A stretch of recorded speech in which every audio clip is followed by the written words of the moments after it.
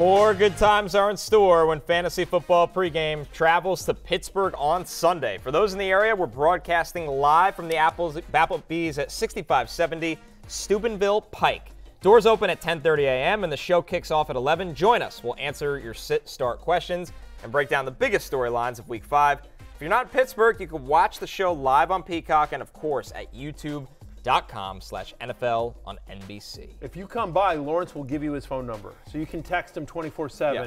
Whether it's real or not, we can't confirm that. Right. You'll be able to text him any kind of fantasy question you have, whatever you want. I'll give you a number. He'll play Scramble in his contacts and give you a random number. See what you get.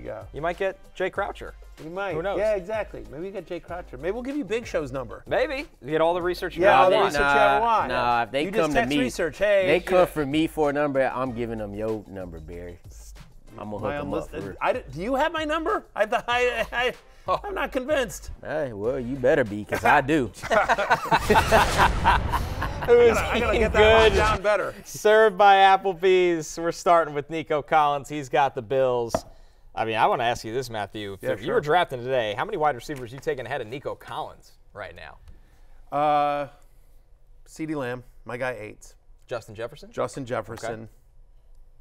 That's about it. Yeah, I agree. That's about it. Like, could you make a Jamar Chase argument? Sure. Could you make an Amon-Ra St. Brown argument? Sure. Could you make a Malik Neighbors argument? Sure. That's an interesting one. But I think for me, I think it's 3 because Neighbors, you're still dealing with the quarterback issues. Amon-Ra, it's still a little bit more of a run-heavy offense. Jamar, it's close with Jamar. Got T. Higgins. It's right. You know, it's just nervous a little bit about the hammy. I don't know. Like, I think it's probably Nico would be 3 for me as well. The concern with Nico in the preseason was merely just, is he going to get the kind of targets because they have Tank Dell and they have Stephon Diggs? Well, Tank Dell's been out the last game and a half, but still, Nico Collins leads the NFL in receiving yards this season. He had 15 targets last week. He's got a 29% target share on the Texans. He's second in the NFL with 7 end zone targets. Again, he's got an elite quarterback that looks for him early and often, especially in the red zone and the green zone as well. He's currently the second best wide receiver in fantasy. As we take a look at our fantasy points per game versus their preseason ADP. And a lot of values here, Connor and Lawrence, right? Malik Neighbors goes off he was ranked at wide receiver 24. He's currently the number 1 wide receiver in fantasy. Nico, he was ranked wide receiver 16. He's number 2. Jefferson was wide receiver 4. I got a lot of grief for that wide receiver 4. He's living up to it. And he's living up to it as well. My little Cooper Kupp, 14-4, which is crazy when you think about the fact that, he's been banged up. Jayden Reed. How great has Jayden Reed been? I don't think people realize just how good he's been, especially with Jordan Love. Chris Godwin at 37. Juwan Jennings. Yeah, whatever. That's the one big game. That'll come down as the season goes on. DK Metcalf, he's wide receiver 17. He's in there at 8. Amon-Ra, wide receiver 5. He's wide receiver 9. That's fine. How about Stephon Diggs? How about this Texans offense having 2 guys in the top 10? And Tank Dell's injury has lifted up. Has opened up. Right. That's the key here. But I think some of the questions were, is Diggs washed? And clearly, he still got it. He has not been. But no. But my point is that I think that if I sat here and if you just went to like some other bar that wasn't the fantasy football happy hour bar and said, hey, who do you think the best wide receivers in the NFL are? Justin Jefferson comes up, Jamar Chase, CeeDee Lamb, maybe A.J. Brown. Amon-Ra St. Brown is starting to get more national pub. Somebody might mention Cooper Kupp. You're talking about just best receiver. Just best receiver in the NFL. Tyreek would still come up. Oh, yeah, Tyreek, absolutely. Tyreek would come up 100%. Tyreek would be there. Some people would still say Devonta Adams. Some people might say quarterback problems. People would probably say Devonta Adams, Garrett Wilson, maybe Cris. Like, people aren't talking about Nico Collins in the vein of Justin Jefferson, CeeDee Lamb, Jamar Chase, and he's that guy. He's right there in that league. Yeah, wide receiver 2 in fantasy, but he's going to be wide receiver 1 for me this week.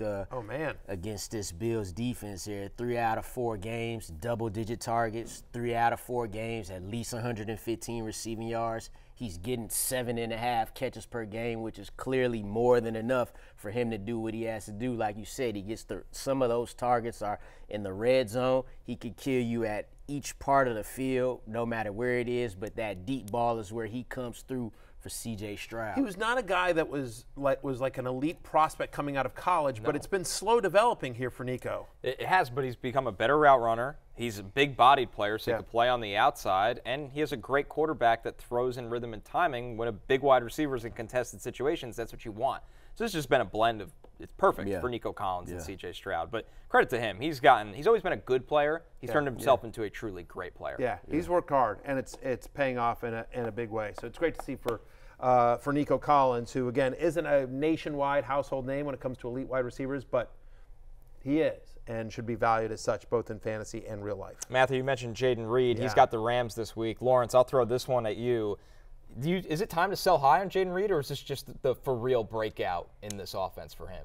I'm keeping him if you're telling me he's going to be with Jordan Love. I'm not selling anything. I'm taking advantage of where I was able to get him in the draft because he's a top 10 receiver in fantasy, and that's where I'll have him ranked this week.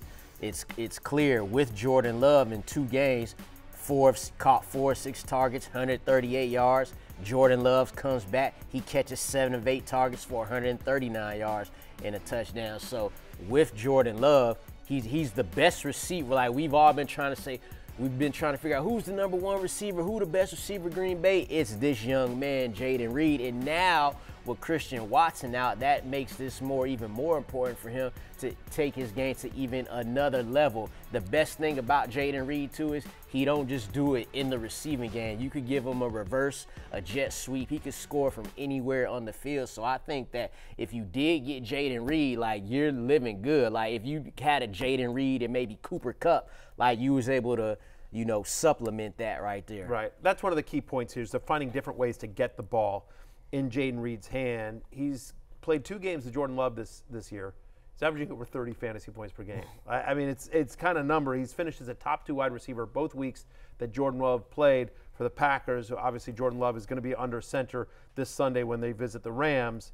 The only thing that's slightly concerning, and I think this is more of an opportunity than a challenge, but so far he's got 0 end zone targets through 4 games. Like they're not looking for him when they get in close. It's Romeo Doubs, it's some Dontavian Wicks. Yeah. Those are the 2 guys that Jordan Love seems to look for the most when they get inside the 20, or even when they're looking into the end zone. That'll come. He's too good a wide receiver. He's been too involved in this offense. So the fact is that on the season he's wide receiver 10. Because it's small sample size and it's those 2 big huge games, but. And that's too high for me, but, like, is he a legit top 20-ish wide receiver? 100%. He's very good. Love's very good. There's clearly a connection there. And to Lawrence's point, as long as Watson's out, he's going to be out there. He's their slot guy.